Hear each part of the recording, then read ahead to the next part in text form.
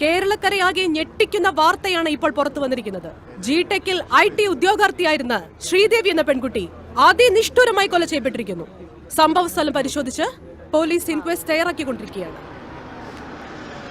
നമുക്ക് MLA യോട് ചോദിക്കാം, കൊലപാതകത്തെ കുറിച്ച് എന്താണ് പറയാനുള്ളത്? കാര്യങ്ങൾ അറിഞ്ഞിട്ട് വിശദമായിട്ട് പിന്നീട് സംസാരിക്കാം.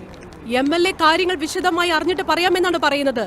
ഡി ചാനലിന് വേണ്ടി ക്യാമറമാൻ ഷെട്ടിമാണിയോടൊപ്പം ഞാൻ ഗ്രേഷ്യ അരുൺ.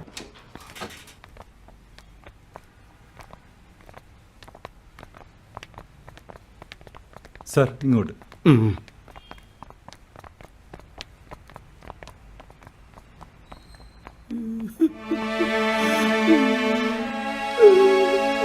എന്റെ പൊന്നു സാറേ,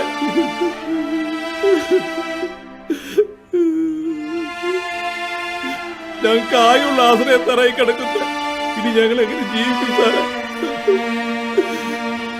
അമ്മരെ വെറുതെ വിടരുത് സാറേ. ആരായാലും അവർ തൂക്കിക്കൊല്ലോ സാറേ. ഞങ്ങളുടെ കുടുംബത്തോർത്തെ വെറുതെ വിടില്ല സാറേ.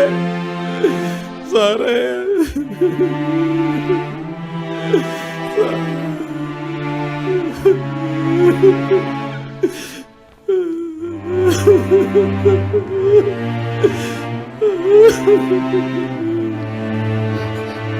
മോളെ മോളെ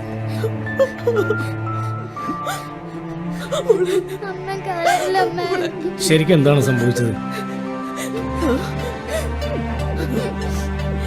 എനിക്കാരെയും കാണണ്ട. ഒരു സഹായവും ചോദിച്ചാൽ ചെയ്യാത്തവരെല്ലാവരും. ആരെയും എനിക്ക് കാണണ്ട.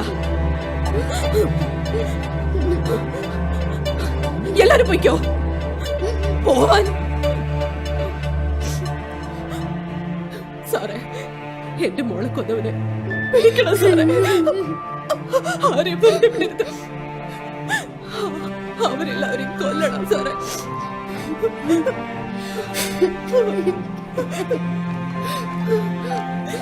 കൊല്ലണം സാറേ. എല്ലാത്തിനെയും കൊല്ലണം സാറേ.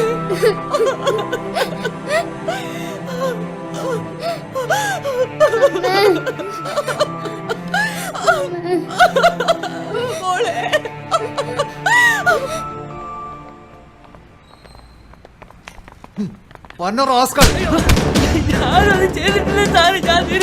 പെൺകുട്ടിയെ ബലാത്സംഗം ചെയ്ത പോരാഞ്ഞിട്ട് ഒന്ന് കടന്നോടാ നീ. ഇവനെ ലോക്കപ്പിലൊക്കെ ഇട്.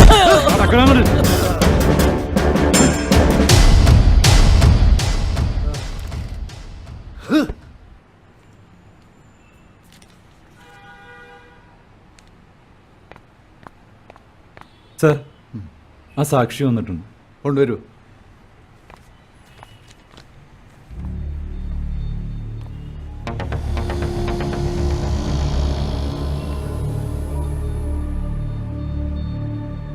എന്താ തന്റെ പേര്?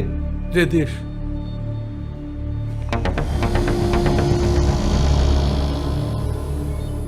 താൻ എന്തിനാ ഇന്നലെ അവിടെ പോയത്? ശ്രീദേവിയുടെ വീടിന്റെ തൊട്ടടുത്ത വീട് എൻ്റെ സാറേ. ഞാൻ വീട്ടിലുണ്ടായിരുന്നു. അപ്പം കണ്ടതാ. എന്താ താൻ കണ്ടത്? ഇന്നലെ അറസ്റ്റ് ചെയ്ത പയ്യൻ സംഭവം നടക്കുന്നതിന് തൊട്ടു മുമ്പ് അവിടെ വരുന്നതും അരമണിക്കൂർ കഴിഞ്ഞ് ഇറങ്ങി പോകുന്നതും കണ്ടു സാർ. അതിനുശേഷം അവിടെ ആരും വന്നിട്ടില്ല സാർ. അത് തനിക്കെങ്ങനെ അറിയാം? ആ പയ്യൻ പോയി 15 മിനിറ്റിനകം ആ കുട്ടിയുടെ അമ്മയും അനിയത്തിയും അവിടെ വന്നു. ആ സമയം വരെ വീടിന് പുറത്ത് ഞാനുണ്ടായിരുന്നു. അവർ വീടിനുള്ളിൽ കയറി കരയുന്നത് കേട്ടാണ് ഞാൻ ഓടിച്ചെന്നത്. ചെന്നപ്പോ എന്താ താൻ കണ്ടത്? ചോരയിൽ കുളിച്ചു കിടക്കുന്ന ശ്രീദേവിയാണ് സാറേ കണ്ടത്. അപ്പൊ താൻ എന്ത് ചെയ്തു? അടുത്തുള്ള വീട്ടിലെ 1-2 പേർ കൂടി ഓടി വന്നു. ഞങ്ങൾ എല്ലാവരും കൂടെ എടുത്ത് ഹോസ്പിറ്റലിലേക്ക് കൊണ്ടുപോയി സാർ. ഇയാളുടെ സാക്ഷിമൊഴി രേഖപ്പെടുത്തിയത് സർ.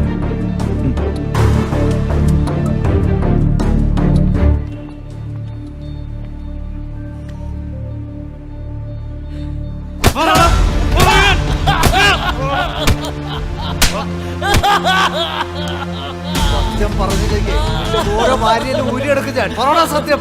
ഞാനൊന്നും ചെയ്തിട്ടില്ല സാറേ. കള്ള റാസ്കൽ. സമ്മതിച്ചോ? സാർ, ഈ പയ്യന്റെ കൂട്ടുകാർ വന്നിട്ടുണ്ട്. അമ്മാരോട് എന്റെ റൂമിലേക്ക് വരാൻ പറ. ശരി സാർ. പുറണം. പുറണം. പുറണം. നിനക്ക് ജീവൻ വേണമെങ്കിൽ സത്യം പറഞ്ഞോ?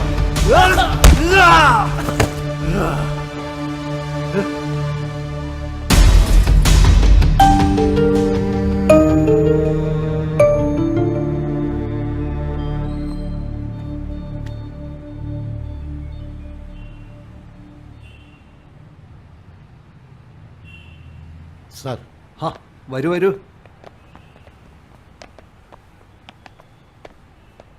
എൻ്റെ പൊന്നു മക്കളെ, സത്യം സത്യമായി പറഞ്ഞാൽ ഈ കേസിൽ നിന്ന് ഞാൻ പുഷ്പം പോലെ നിങ്ങളെ ഊരിത്തരാം. ഏത് കൊലകൊമ്പൻ ജഡ്ജി വിചാരിച്ചാലും ശിക്ഷിക്കാൻ പറ്റാത്ത രീതിയിൽ ഞാൻ മാസറ എഴുതിക്കോളാം. ഞങ്ങൾക്കൊന്നും അറിയില്ല സാർ. രാഹുൽ നിരപരാധിയാണ് സാർ. അവനൊരു ഉറുമ്പിനെ പോലും കൊല്ലൂല സാർ. മര്യാദക്ക് ചോദിച്ചാൽ നീ ഒന്നും പറയില്ല അല്ലടാ. എടോ, ഇവന്മാരെ നമ്മുടെ VIP റൂമിലേക്ക് കൊണ്ടുപോകും. സാർ, ചെല്ലടാ.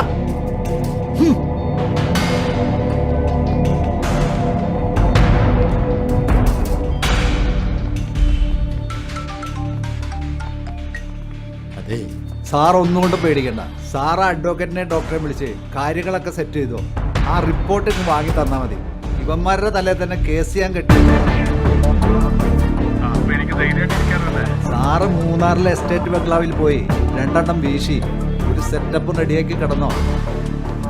ബാക്കി കാര്യം ഞാൻ ഏറ്റുന്നേ. ഓക്കെ, ആ ധൈര്യമായിട്ടിരിക്കേ. ബൈ. ഓക്കെ.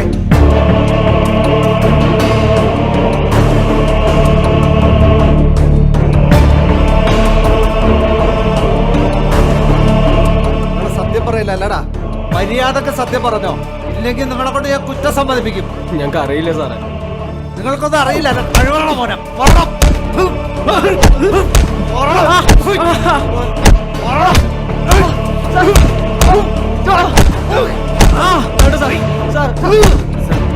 എന്താടോ?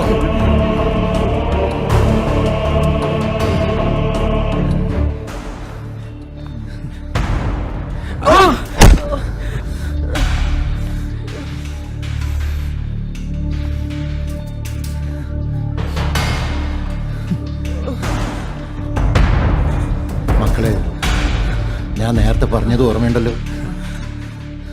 എന്തെങ്കിലും പറ്റിയിട്ടുണ്ടെങ്കിൽ അതിന് തുറന്നു പറയേ, അല്ലെങ്കിൽ ആ ചെക്കൻ അയാളെ തല്ലിക്കൊല്ലൂ.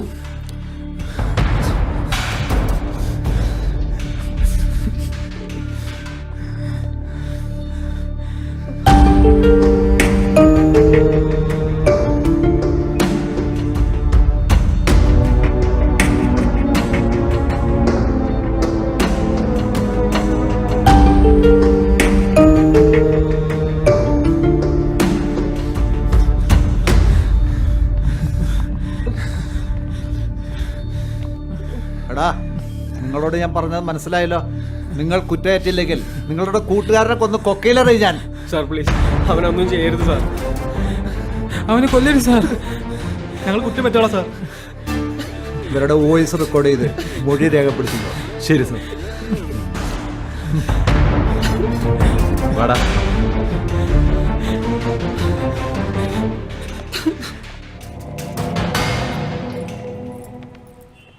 ഹാ, വരണം പാവങ്ങളുടെ വക്കീൽ സാറേ, വരണം. ഇരിക്കണം.